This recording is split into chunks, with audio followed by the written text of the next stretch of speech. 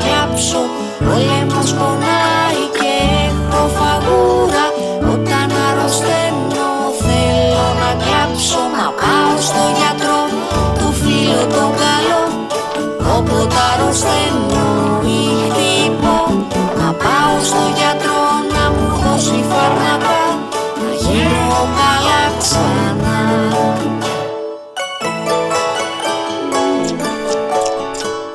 Όταν έχω γρατσούνια ή χτυπήμα στα γόνατα, όταν αρρωσταίνω θέλω να κλάψω.